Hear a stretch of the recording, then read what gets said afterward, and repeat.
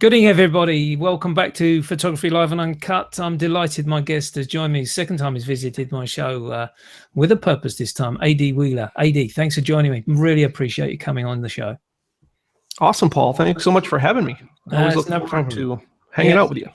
It's as I was explaining to you, I had a little cancellation which occurred last week, and I'm in an hour in what to do about it, whether to do a show or not. But I put a blog up a couple of weeks ago with regards to saying that Nikon and Canon, I don't think, have been left behind. I think they're playing a very neat little game by creating smaller cameras. You very kindly replied to that with your comments on regards to why you switched into the Sony gear. And what a great idea. We thought this particular show, rather than do the straight interviews I've done with you before, let's talk about cameras. Let's talk about third-party lenses.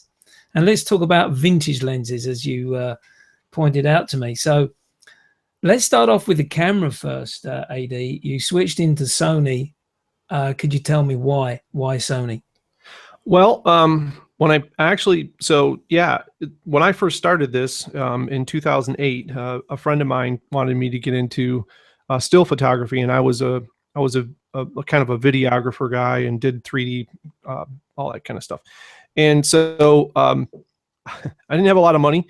I was working at a music store and I was a musician. So you know how that goes. Not a lot of disposable cash. So I bought a camera. I went out and bought a DSLR, and the cheapest DSLR I could find was the Sony Alpha 100, which was essentially like a Minolta. So my logic in my head was like, yeah, it's Minolta. They just changed the name on it, blah, blah, blah. And that's literally, I think, what they did for the first run. And I started, of course, buying lenses because while the camera was the cheap thing about it, I wanted to buy good lenses and keep them.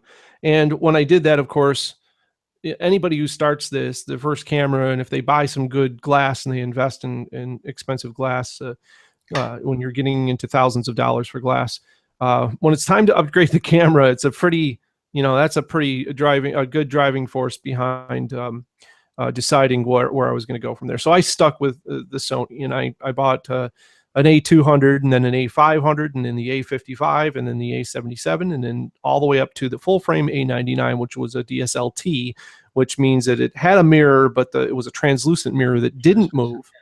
Yeah. And the whole idea there was I was doing a lot of HDR, and when you're doing multiple frames, it's really important that there's no camera shake at all. And the mirror flipping up actually can cause that in DSLRs. So, logic, all these things. But really, it started out just because it was the cheapest camera I could get my hands on at the time. And I took a lot of ribbing from the Nikon and Canon guys, who would be like, oh, what do you shoot? Oh, Sony. Yeah, okay. Uh-huh. And then they, go off their other way. And all that time, I think the thing that I was learning was like, I didn't understand why they thought that. I was like, it's a Minolta. I mean, Minolta is pretty well known. And for me, it was more like, keep my head down, keep working. That's the important thing. I've always been a firm believer that, as long as you have the good basic tools, you can get the job done. The craft lies in the person. So that was kind of my philosophy behind that, and took a lot of ribbing. And then, of course, I got in this Arcanum thing that we've talked about, something that you and I share. And then Trey, of course, was using at the time, the Trey Ratcliffe, who was the head of the Arcanum, the social mast head of the Arcanum. He was using Sony at the time, and I was like, well, I'd like to check them out. I know they're smaller. I really wasn't concerned. There's been a lot of talk about the A99. I had it with a grip on it, which handled 2 batteries. The A99 was really original because there was a 3rd battery inside the actual camera. So you went out with 3 big honking batteries with the vertical grip on it. And then by the time I put my 70-200 on it, this became like a 10-pound beast. I mean, it was just a big camera. And so I had shot a couple of marathons and a couple of races and events, and it really came back sore. But I was like, I've always been like, well, whatever, that's just part of the thing. So the bonus of having a smaller camera was kind of, I was interested in that. but it wasn't like the biggest feature for me. For me, it was the features. One of the things that Sony has done is when I was out with the A99, my Sony had GPS, and my friends would be all like writing on their phones, like we'd be doing they'd be doing something on their phone or taking pictures, and I'm like, what are you doing? We're here with the big cameras, let's do the real thing, right? They'd be like, well, I always take pictures to GPS locate. I'm like, oh, your camera doesn't do that? Like, my camera just records the GPS while I'm here, so I don't have to, it's all, everything's done for me. So I think the cool thing that I thought Sony did that no one else did was they had these little features that and I'm not just on Sony. I'm just going that direction because it's what I know about. So that going to the I didn't like the next system from Sony because I didn't like the way the menus and things were kind of weird, and the miniature cameras without enough buttons on them. I think there was just they were just a little bit too point and shoot for me. And by the way, just so people know, my camera before I got into DSLR was a Nikon. So right there, it's a point and shoot. Yeah, I mean that's and I still like to take the 4 megapixels. This thing is huge, but it still had it had the buttons in the right places and everything. And so when it came time to upgrade, as I call it, I thought about the size thing, and I'm just like, oh, it'd be nice to have a smaller camera, right? Mm-hmm. And so I got it, and I got the A7R, and you still have to put the alpha glass on it. So, and the heavy thing is really the glass. Yeah.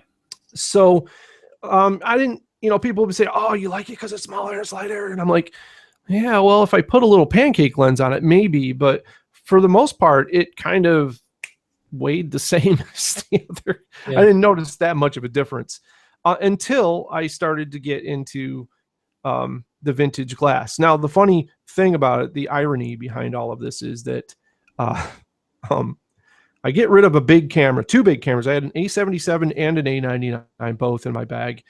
Those are both big bodies. And so I got rid of those. I got an A7R and an A7R2. And then that lot of lenses back there. So, while I was shooting with the A99 and maybe 3 lenses at most, I had a 24 to 70 millimeter 2.8 Zeiss, and I had a 70 to 200 2.8, and then I had a 50 millimeter 1.4. So I mean, that was my kit right now. All of that. And so it weighs more than the other kit did.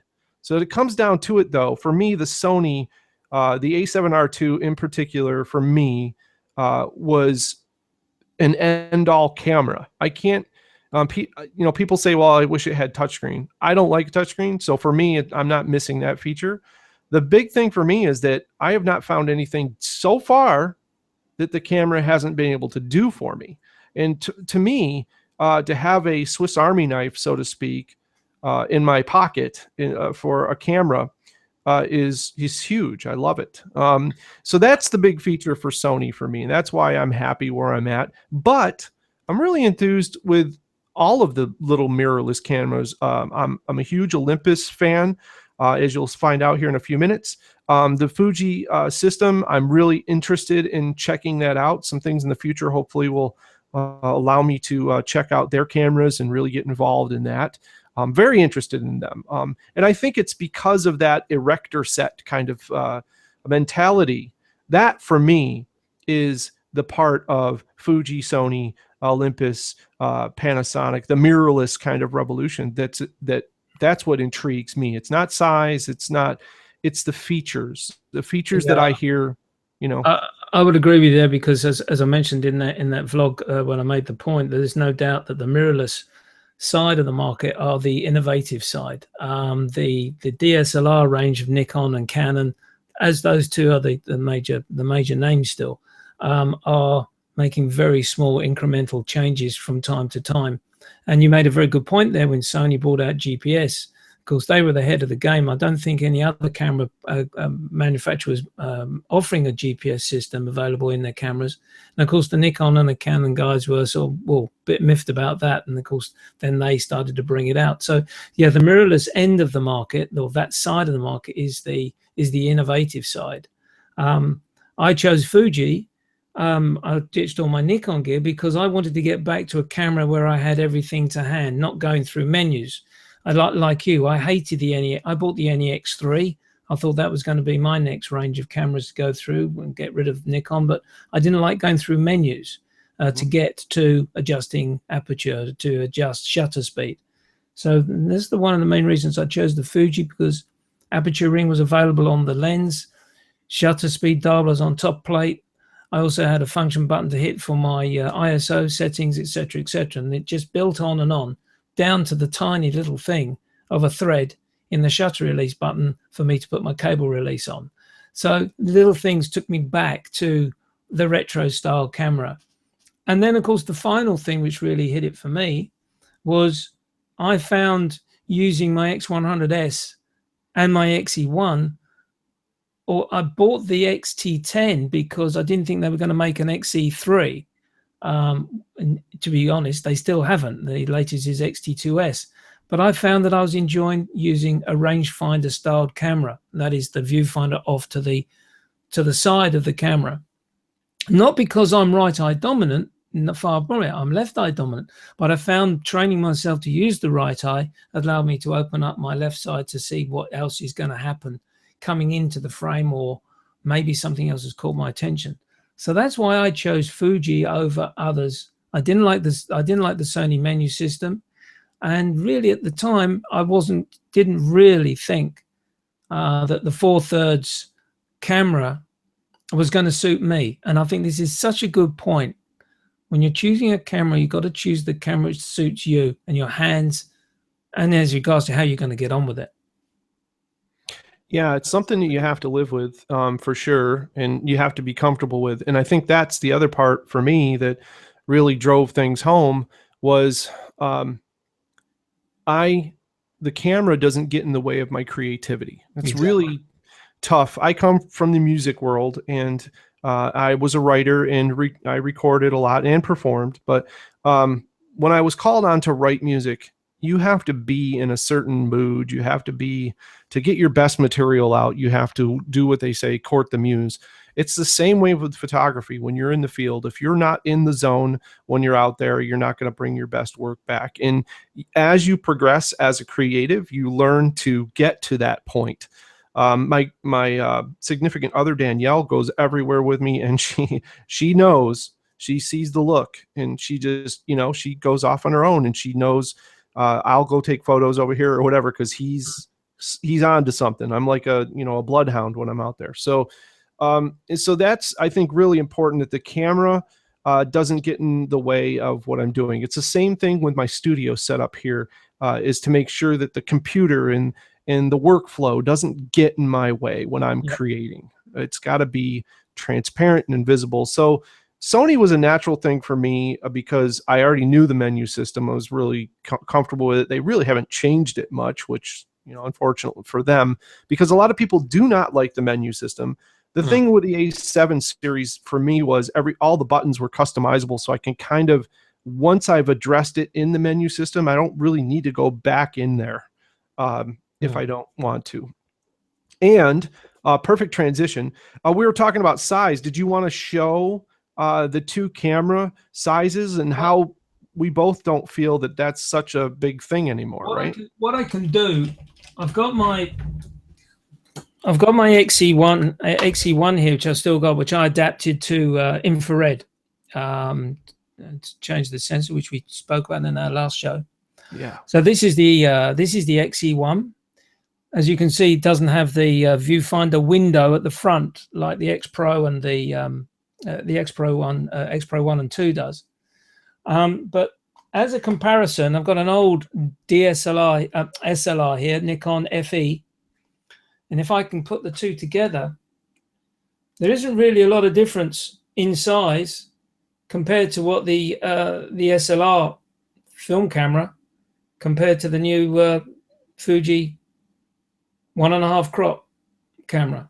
Now, Nice. I don't have a DSLR to compare, a Nikon DSLR to compare, but I do know that, having checked recently, the 3300 and the 5300 in terms of the Nikon is almost exactly the same size as this. It's just a little bit bulky in the hand because they've got such a big battery in them. Mm-hmm. And that's one of the main reasons why the Nikons appear to be bigger, is the fact that their grip is bigger because they've got such a huge battery inside.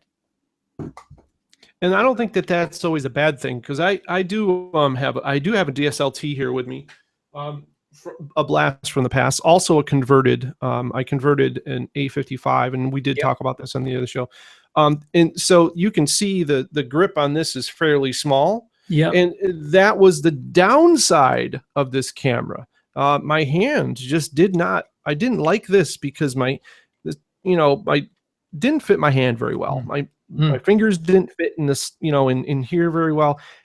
It's just one of those things, right? And that's when we talk about comfort, and does the camera fit you? Are the buttons in the right spot? Does it feel comfortable? Yeah. Is it just allowing you to kind of get in that zone, get inside the viewfinder? And that's a good point you make, actually, because I'm looking here. This is the base of the XE1, and you can see here I've fitted the grip onto it. And of course, here's the handle here. And so again, when we start talking about smaller mirrorless cameras, invariably, a lot of us go out and buy an additional grip because it is too small in a normal a man's hand, to be honest with you. Yep. Yeah, and So it's about that comfort. Let's now let's talk about the lenses, because I'm looking at it from a point of view. I've got just 2 lenses with my Fuji setup. That's the 35mm 1.4 and the 1855. They call it the kit lens, but it by no means is a kit lens. It's absolutely superb. And I've got a 50mm 1.8, which is a manual lens with my SLR, Nikon SLRs. Now you mentioned to me just before the show, these I'm going to use the term third-party lenses. You use the term vintage lens, but they're not what you would say are the expensive top end of a range of lenses. You're choosing a cheaper element of lens. Can you tell me why? Yeah. So this all started last year when I was in San Francisco, and we were on a road trip, and we were driving from San Francisco out to Yosemite to stay for a week. And we stopped at this little town, Petaluma, California, and they had this place called it was called the Antique Bank. And I went in there just kind of killing time on the day. We were making a little stop. We stopped for lunch, and Erin Rydell, who was with us at the time, she said, we got to check out this little town. I spent some time out here. It's really cool. You'll really like it. So we went there, and I found this this antique place. It was built in an old bank, an old marble bank, 3 floors of antiques. In the vault, they had all of these vintage lenses. So they were all levels. There was Voigtlander in there. There was a couple of Leica lenses in there. There was an old Hasselblad. I mean, they had like a whole bunch of really cool stuff. I didn't have a lot of money. I was on the road, but I wanted to see if they had anything that I could get and take on this trip with me. And I found in the back, I found this lens, which is an Olympus. It's now been rebranded as a Sony, by the way. But it's an Olympus 35 to 105. This has kind of been the star of most of my when I do these podcasts, this has been the guy to show everybody. This is a 35 to 105, and it's a close focus, so it does macro. It's all aperture. It's got an aperture ring on it. Yep. It is actually a pull zoom, so you don't turn it, you actually just pull it, which is nice. And it's it stays right where you put it, and you're allowed to turn your focus ring, and it will not move from where it's at. So it's a very manual lens. This is an OM Zuiko lens from Japan. I paid $80 for this lens. And I want to show you a panorama that I did with this lens in Yosemite. So most folks would be like, well, I'm going on this big trip. I'm going to be in Yosemite for a week. I'm going to rent high-end glass. I'm going to make sure I've got all the best components. I'm more like, give me a bag of stuff and let me see what I can do with it. I Yeah. really like to challenge myself. I really like to try different things because you never know what you're going to find or what you're going to discover. So I bought this lens, went to Yosemite. While we were in Yosemite, there were big bad fires while we were there. And I want to show you this photo. I'm going to screen share with you Please go here. ahead. Just before, as you're doing that, just tell me, Mm-hmm. did you need to have the adapter to fit that OM lens to your? Yes. Yes, you did. Of course you Yep. did. Here it is on another. This is just a standard $20 adapter is all it is. They're rated really well on Amazon, and that's the one that I use right there. So, and I've got a few of these. In fact, I buy them for all the lenses, so I don't have to swap them out. Once they're on the lens, they pretty much stay on there. Good idea. Yep. So that just makes it more convenient and doesn't get in my way. So let me screen share here with you. I'm going to screen share my Lightroom. Now, this is probably going to be really small. I'm really not sure. I apologize if it is, but no, that's fine. This is the famous tunnel view. And so my goal when I went to Yosemite was to channel, so to speak, the great Ansel Adams. There's a book that's out that I'm in that's this amazing book written by a Dr. Ryan from Oregon University, and he put me in his book, and he talks about HDR and the similarities between HDR and Ansel Adams and film and the things that he did and what HDR does. And he kind of put me in there along with it because I was the guy that he discovered HDR from, and it kind of was a great thing.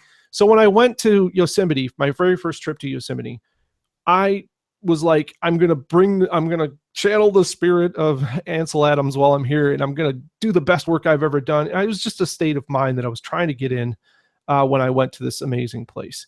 And so I took this lens that I've never used before, and here's this wonderful moment as this storm rolled into Yosemite, and it hadn't started raining yet, so you could still see Half Dome off in the background. And I set up my camera, and with this lens, this 35-105 lens at f8, I just basically did a vertical panorama. Now this is like, I can't remember how many shots this is. It's ridiculous. Anyways, but it was an HDR. It was many frames. And I ended up not using the HDR. I just used the raw frames to do it. But I think the total number of frames ended up being somewhere around 22 or something like that. It's 2 stripes actually. So I shot an upper stripe and then a lower stripe and then combined them all together. And then all the post-processing was done just in Lightroom. So there's no like fancy tricks going on here. The thing that's amazing about this shot, and this is my favorite shot ever that I've ever taken to date. This is my favorite photo. And I didn't know it when I took it. I didn't know it when I processed it. I only knew it when I put it on my desktop as my background and left it for about 3 months. And suddenly it hit me that I loved looking at this image every day. It was just like every day I came in, and I don't have many photos that I've taken that I love to do that with.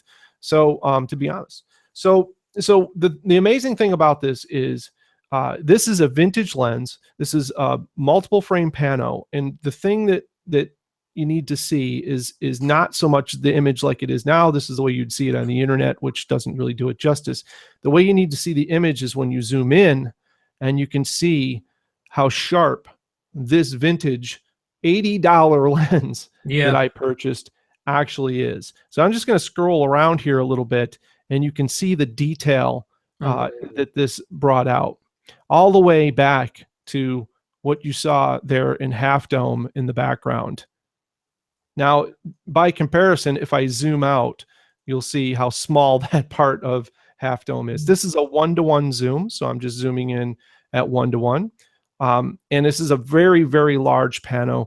And so this is kind of the thing that opened my eyes about these lenses, that there are these 35mm vintage lenses that were for film cameras that kind of were the best of what was out there for the standard film camera of the time. And they've just kind of been put on the back shelf on eBay and you can go in there and you can find these relatively inexpensive. Now they're not all you're not going to get one everywhere for $80. These lenses generally in good condition with no haze and no dust in them or little dust in them are going to run you probably around $145. Yeah. But even still, when you get the adapter on there, you're still under $200 for an absolutely amazing lens with good glass, no fringing around the edges, no chromatic aberrations. So that started really my focus on Olympus Om lenses. And so I started doing some research, and I found out that a lot of people like the OM lenses, the Zuikos especially, from Japan. And so I went on the hunt, and I was able to find this guy here. This is a 28 millimeter 3.5. So nice little compact lens there. 28 millimeter. This is sharp edge to edge, absolutely no chromatic aberrations in this lens at all. And the thing I love, I love manual aperture and manual focus. I'm not an autofocus guy. And I think that's one of the things that I really dig. So I bought this lens off eBay, and it also came with another lens that was with it. It came with this guy. This is a 50 millimeter 3.5, and again, super clean, super brand new looking. This is a macro lens. So it's a 50 millimeter macro 3.5, which is absolutely a blast to play with. Out in the garden, it extends out quite a bit there, so you can get super close to your subject. Don Komarechka would love this lens, by the way. That's just a question I wanted to ask you about on the back of that pano that you showed. Sure. What camera was that taken with? With the Sony A7? That was with the A7R. A7R. And what sensor size is that? That's a 42.1 megapixel. Okay, so here's me playing devil's advocate, if you don't mind for a second. Sure. You've got a sensor with that size, 40 odd megapixels. How much does that influence the image compared to when you're using that lens? Because surely the detail that you're getting that is we'll say, can I say 60% is down to the sensor as against the other way around? So one of the things that I noticed with when I went to the big megapixel system, like the 36 and 42, because 36 was really big on the A7. Yeah. The A7R. The biggest thing that I noticed was it was a lot harder to get tack sharp focus. Like it seemed like what I thought was in focus on a lower megapixel camera suddenly was not in focus. So it took me a while to practice my focusing. So I don't know if it's not in focus, it's not in focus. I think the higher the megapixels, the easier that is to see. Now, I could be wrong about that, but that's just my personal observation from using these cameras. So I think that, that having a big sensor and to be able to capture the clarity, but I think if there's flaws in the lenses, a bigger sensor is going to notice them. And that's one of the things that I've started noticing, like in some of the other vintage glass that I have, I notice the flaws in them now where I don't think I did so much when I first started with the A7R. But now that I have more megapixels in the bag, so to speak, I'm starting to notice, when the edges go a little out of focus. And I suppose really to a degree it's the same as when you make a print. If you print something at 6x4. Okay, that's great. You go to 10x8. Oh, it's looking a little bit soft. You take it a little bit bigger, 16x10. Wait, that's you've lost it, and you haven't done anything with regards to any changes in your workflow as regards to printing it. It's just got bigger, and of course, as you get bigger with the print, then of course it starts showing the nasty pieces in the print which you don't want to see. Right, absolutely, and that's I am always shooting for print. I'm always looking at my images one to one, so I can. Because what's going to happen is that someone's going to come along, they're going to see your image, they're going to like it enough that they're going to want to buy it. And what happens if you put it out on the internet and realize that someone comes along and says, I want a 24x36 print of that, and you blow it up to 24x36 and you realize that it's soft and it's not going to look great. you're going to lose that possibility of that sale. So for me, it's always, I'm always making sure, that the end quality is for print. So yeah, that's a very good point. But a lot of the lenses you've shown so far have been the Zuiko lenses from Japan. Are there other lenses from other manufacturers that you've come across? Yeah. So the third lens, by the way, that I purchased that came with these other two, by the way, the other two Zuikos, I just wanted to make a point. This is a 135. Oh yeah, lovely. 3.5. This is a great lens too. I got all three of those lenses for $60. Wow. Just saying. If you watch, you can find them. And so so I've got a lot of different lenses here. I've got also the M42 mount, which is a screw mount. I really like that a lot. So I bought this vintage SLR camera back here, a Shinon, which is not a well-known 35 millimeter. Yeah. Not at all. But it had, I got it in a kit. I found it at a rummage sale. I'm about to head out to a rummage sale or a yard sale this weekend. And it's one that actually stretches across all of New York State. It's the Interstate 90 group rummage sale. So it's going to be a lot of fun seeing what we can find. And because they're near Rochester, New York, home of Kodak. So there's a lot of photographers up there. I'm hoping to be able to find some neat toys. So in that, when I bought that, I bought it $70. It was a neighbor of mine. It had like 8 lenses in it. And most of them were like, there was a Vivitar and a bunch of cheap stuff. And Vivitars, they're Sears, they're really bad. And they're below kit level of today's kit level lenses. A lot of today's kit level lenses are really awesome. But some of the lenses, every once in a while, you'll get one that's really awesome. Now, this is a 35 millimeter 2.8 from Shinon, and this is actually a beautiful lens. It's very clear. It works quite well. It's got the M42, the Leica style mount there, the screw-on mount, which I have an adapter for. And I found out something really cool about this lens today. It has 2 modes. This is the other thing that's really cool. I get so jonesed about these lenses is that they always have like weird little gadgets and things to play with. And that to me is part of the creative process. So on this lens, I want to show you, it's got the aperture ring, which you guys are all familiar with. Let me get it in focus there. There you go. Okay. But then you see this thing right here.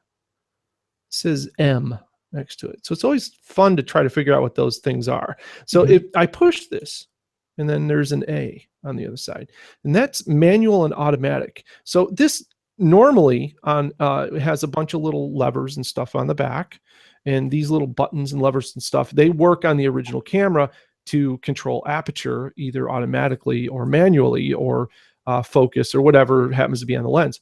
What it does on this lens, though, is very cool. So if you watch right in there, when I turn the aperture lens, let me set this up properly. So, all right, I'm putting it on manual. So it has to be on manual to work, by the way, for the lens system that we're using. So if I turn the aperture ring, if I can find it, another thing that's fun. Okay, so watch right in there. You can see inside that lens.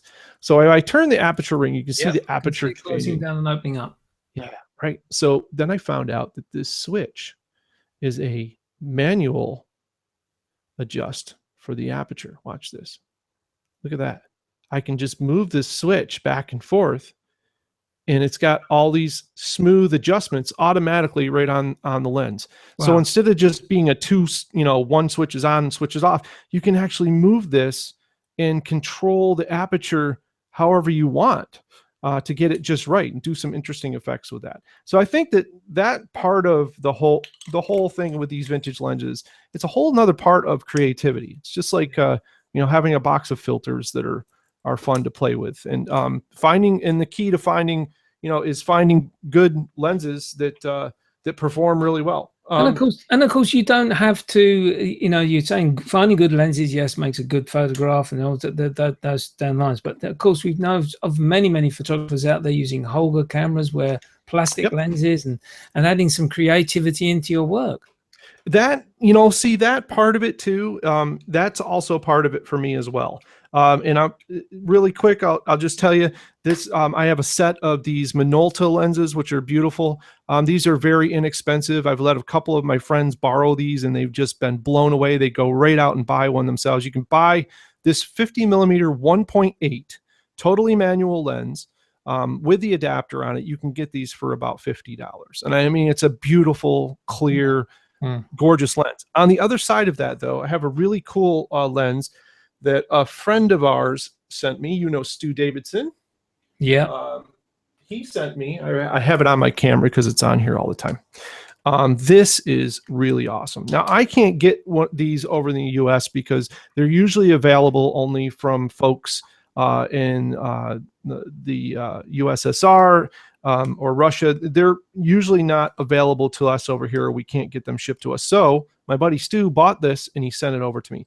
This is a Helios 44-2, and this is made by Zeiss. This is this is pre-Zeiss. I just want you to look at this beautiful element in there. You guys can see this thing. It's just absolutely gorgeous. You know, get the focus there. This camera is like nice and slow. It's funny. My webcam has a Zeiss lens in it too. So yeah, it's the old looking at the new. But there it is this is on the Sony body, of course. And it's, you know, it's got this big, ugly, stupid adapter thing on it, which you have to do. But this has the most wonderful thing. It gets the most amazing lens flares you've ever seen. I mean, you can't duplicate them with software. I know you can get lens flares for, you know, software and all that kind of stuff. It's also got a really neat feature. This is an M42 mount as well. I highly suggest people want to do creative stuff, pick one of these up. They're so much fun if you can find them. Big, huge element on the back. This is an F2, by the way. And it's a 58 millimeter lens, which is very bizarre. That's the whole idea. But I mean, look at the size of that clear aperture in there. It's just crazy. This has got a crazy feature on it that I'd love to show people this, because this is part of what I love about it. So this has an aperture ring on it that is very strange, because it turns, if you see this, it turns up there, clicks. Yeah. And then it's got another ring right here. Yeah. That's smooth. Yeah. So what this does is it sets a maximum aperture setting. So you have these settings on the side. Yeah. So you have go and focus. You're gonna focus there. Yeah, got it. So you've got 2.4. No, it's 2.8. Yeah, 2.8. You got 2, 2.8, 4, 5.6, 8, 16, and 11. When you set this ring back and forth, it actually controls the aperture smoothly. That's right. Right. But if you set this outside ring to adjust to, let's say, f2.8, now you only get down to 2.8 or 2. That's it. That's it. It locks between the two. Yeah. Very cool feature. One thing about that lens, I'm so familiar with that lens, because that came with my first ever camera. My first SLR was the Zenit E, and the 44 Helios was the kit lens for that camera. Yeah. And of course, the thing that I always forgot to do is you have to turn that ring down to the aperture that you've set. Otherwise, your photograph's going to be overexposed. I used to wind me up so much. I get the photographs. Oh, I forgot to adjust the ring again. Neat little thing that they did there. But as soon as you said Helios, I thought, I bet that's the 44 with that aperture additional ring. Funny. And you got to learn, like, there's many versions of that lens out, by the way. And so you learn the little tricks. Like there's a certain marking on that lens that you look for, and if you can find them with that marking, those are going to be the ones that Zeiss, you know, had his involvement in. So it's, you know, and they're not that cheap, but they're not that expensive either. I think it's under $100 to get one of them, although the value of those is going up as people are discovering how cool they are. Like anything, the cooler they become, the more the price tag goes up. It is amazing how the market, in terms of camera buying, and everyone started to look back now and looking at what we were using before, and everything's cool, retro, and everything. I was going to show you. This is the adapter for my Fuji, for my Nikon lenses to fit to the Fuji, and this is the reason why. So they say at the moment that Nikon can't make a a mirrorless camera in terms of 1.5 crop or 4 frame crop because of the depth of the where the lens has to be to the sensor. But it is very interesting because I've gone out on street walks with people that have tried the 44 Helios and other lenses, and no one seems to worry about not having autofocus. You know, everyone says, "Oh, how quickly does the X Pro 2 focus?" Oh, it's damn quick. But if you've come up with manual lenses and you've been used to focusing manually, it doesn't matter really at the end of the day, does it? No, it doesn't. And it does. Like if I'm out shooting an event, I definitely have to have a 70 to 200 autofocus. I mean, people aren't going to stop. People aren't, it's harder to catch the moment. You're in a paid position to grab amazing shots. And you know how hard it is when you only have, I think it's a different mentality. When I go out, doing street photography, I'm like, let's see what we can come up with. But when you're doing an event for, a business and you're being paid, it's not let's see what you can come up with. It's like, you better come up with something. So, yeah, exactly right. You got to produce. Yeah. You got to produce. And I think that's, I wouldn't take a manual lens to an event and say, yeah, I'm not that good. Yeah. I don't have that confidence in my abilities. There are people out there who definitely can do that and do it very well. But I think most photographers that, are going to shoot professionally for that sort of thing, I think that they're going to want to have the autofocus. Now I have a Zeiss autofocus 16 to 35 it's on my camera a lot. But it's a great lens. I mean, it's sharp and it's the one autofocus lens that I own. Everything else is manual focus, and I love it. It's all part of, I think the Zen part of landscape photography for me is getting out there, getting in the moment, and all of that comes down to the manual focus and the aperture ring click and all of that. And I don't want to wax poetic about it because I'm a technology guy. I love technology. I'm surrounded by it right now, lots of it. But I think stripping everything back to the manual and just to slow me down a little bit is making better photographs overall. That's a very, very good point you made there, because I was talking to Derek Story a couple of weeks ago. He too is doing more sort of experimental work with film cameras, all sorts of compact film cameras, SLR film cameras. And he said that one of the things that he's noticed more than anything is it slowed his photography down. In his opinion, has improved his photography because he's now taking time. He's going out with one roll of film, 36 exposures, rather than 16, 32 gigabyte of an SD card to fill up as and when, just sort of stripping away, shooting all the time. And I think one thing I've noticed as well, just recently using a film camera myself, it does slow you down. It does make you think more. And on that basis, one would hope that your photography improves down the line. Yeah, we live in a society that's just go, go, go, faster, faster, faster, quicker, quicker, quicker, shorter, shorter, shorter. And, I think that everyone needs to slow down a little bit and take in the moment because, a lot of times the moments, they don't come around very often. So you want to enjoy them. Yeah. And I think to thoroughly enjoy something and to really get into it, you got to slow down and take your time. And when you do that, the best product and best creativity is going to come out of that, I think. Yeah, that's lovely. Yeah, it's great. Thanks so much for going through those lenses and cameras there that you've got, AD. That's been really, really quite enlightening. I've thoroughly enjoyed that part. But what I wanted to just switch the program now quickly to, you've been working hard on a new project, by other things, and your new website, Travel Obscura. Let's do a screen share, Joe, and you tell us all about this new venture for you.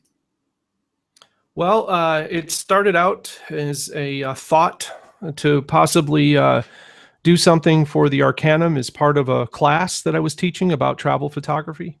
And the idea was to get several of my apprentices together who are all amazing photographers in their own right, and get them to start contributing in writing as well as photography to a single source. So they all have their own websites, and we feed their stories back to their websites. So you can definitely connect with them if you come here. But the idea was to make a resource for other folks to want to go travel, to want to go check out these places. And some of them, it's called Travel Obscura because some of the criteria for a lot of the places is a different eye or a different look than you're used to seeing every day at some of these quite iconic sites. I think that, travel photographers, they when they're planning a trip or something like that, we thought it would be nice to have some sort of reference that you could go by if you're visiting a place to say, hey, I remember seeing this at the website. Go look at it and pick up some travel tips, places to eat, places to stay, things to see, places to shoot, times of day to shoot, all of that sort of stuff, maps, hiking, all of that kind of wrapped into one particular package or one site. Now, our overall goal right now is to get this launched, get it supported, get the contributions in there. I think we have like 150 some odd locations right now recorded, and just pages upon pages of stuff there. And you can register at the site for free. It's not just for travel photographers. I think anybody who travels at all would love to get ideas of things to do or vacations here. But it is keyed around photographers. We have private forums. We have special features where you can create a bucket list of posts, and you can keep them all in one place so they're easy to find. We have a world travel map. We also have, I think Paul's getting ready to click on the events button there, yes, which is, we're going to feature hosted events. So if, if you're a photographer and you're a contributor to Travel Obscura, if you want to offer a discount on your workshop, we will advertise it to our network for you. And you can have a little story section here and get involved with that as well. And so there's also, the big thing with us is there's registered, so you can register for free, and you're going to get a few of the features that are included on the website for free. So when you register, it's a social media registration process that's really super easy to do. By the way, it's just a couple of clicks, and it's totally free. We don't spam you. We don't bother you at all. You're just able to go in there and see what some of the features. You get the world travel map, which basically shows a map of the world, and all the stories are pinned on the map, so you can check those out. You also get the bucket list, which is you're able to favorite posts so that you can come back to them or find them anywhere.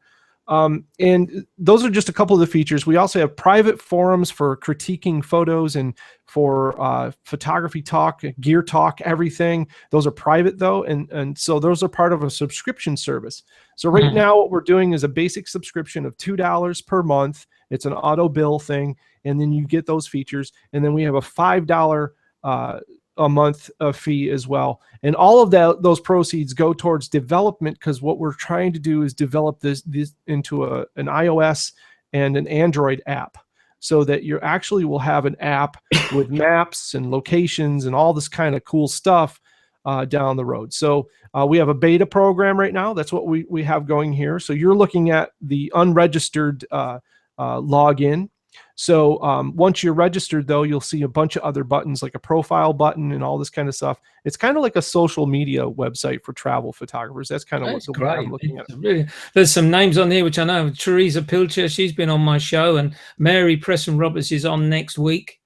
I've obviously heard of Mitch Russo, Lisa Speakman as well. I've spoken to her. It's and your good self there. And there's I saw Stewie there as well. There's Stu. Stu's doing gear stuff for us. Yeah. So we've got amazing people contributing right now. Tony Curato, you can follow he's doing a thing called Galactic 50 right now. I know he's been on the show, and or you've talked to him. He's going across the United States and doing the Milky Way in all of these amazing places. So he's got that. You can follow along with him there. We really need supporters. That's the biggest thing for us right now. We need people to get on the subscription team. So, and what we have when you join, there's a live beta, and it's basically a page that shows you all of the development that we're currently doing. And there's a suggestion form. So you can say, oh, hey, listen, when I go here, I usually like to see this. And we're going to try to take suggestions and implement them into the website from our users. So you can also get in the ground floor of that as well. So that sounds good. Then just run through the AD. You said $2 and $5. What's the split on that? Yeah, it's $2 a month or $5 a month, and it's like you can do it through PayPal or whatever, and it's an auto billing kind of deal where, and you can just cancel anytime. You don't have to, there's no contracts, that kind of stuff. We're just starting this out and really just looking for supporters and folks who want to help contribute. So we're just starting to lose it. Did you lose me? Yeah, let's see there. I think let me make sure everything's shut down here. Paul's cutting out on me. I don't think he's doing it on purpose. I think you are the only man on the network, sir. So not sure if you're reading me.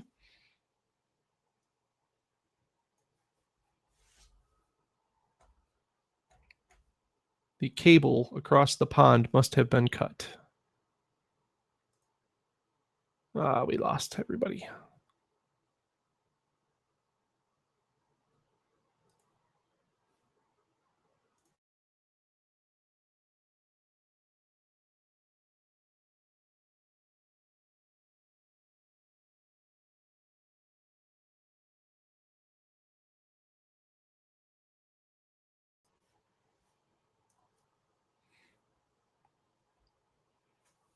It's me.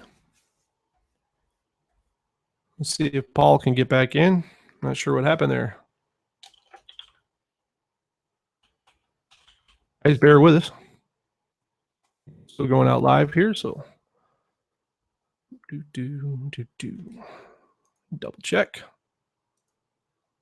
Sorry if this feeds back, so hold on 1 second here and just double checking.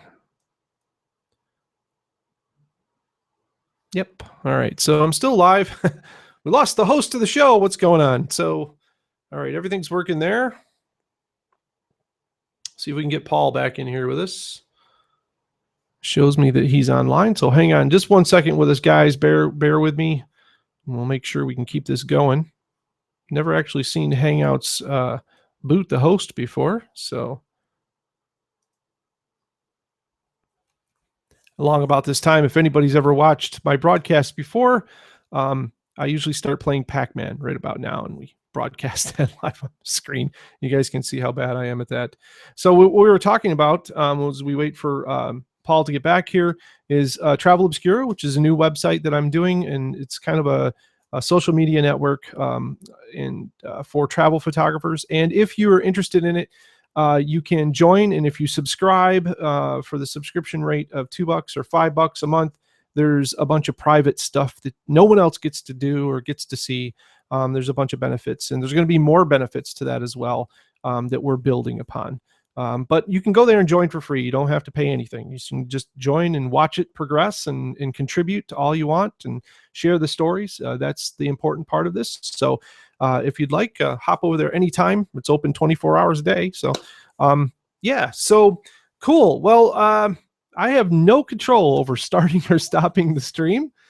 So we talked about some vintage glass today with Paul, and we talked about Travel Obscura. And this all started from a comment that I left for him on one of his videos. And I've been with Paul before on Photography Uncut and Live. And he was gracious enough to say, hey, man, come on over and let's talk about this a little bit. So it's pretty cool. We both have unique views, I think, upon the whole mirrorless generation. I think if anything, everybody can have an opinion, whether it's a good thing or a bad thing. But I think mirrorless is good or bad, but I think innovation is good, and it can only benefit the photography community even more the more we see these innovations like mirrorless, and I really hope, whether it comes to them or not, I think, removing the mirror, I hope that Nikon and Canon both develop systems that they can take advantage of using these third-party or vintage lenses, because I think that for me, that's opened up a whole new world and just kind of started, it kickstarted or restarted photography for me altogether.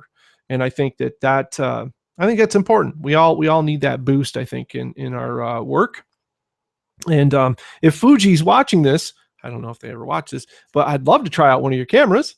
Maybe I'll get a hold of Karen Hutton. She can hook me up with that. So, but I'm always game to try out anything new. And so I think that's just the other part of it. If you're out there and you're stuck on one camera brand and you're kind of one of those guys that are like, oh, I use Canon, or I don't like Nikon, or I like Nikon and I don't like Canon, or whatever, just stop. Give it a try. Just try out some of the different stuff with an open mind. I think you're going to find that your creativity is really going to grow from that. Don't live under the fear that if you try something different that you'll fail or things won't work out as well. I think that's the important view to have here, is that when we try this different stuff, good things happen. We learn a lot about ourselves and we learn a lot about our creativity. So awesome. All right. I don't think we're going to get Paul back. It looks like he is not in here, and I'm not sure if I can invite him back in. So the stream is going to go dark because I'm going to exit. So I'm not sure how that'll work. But anyways, thanks for joining.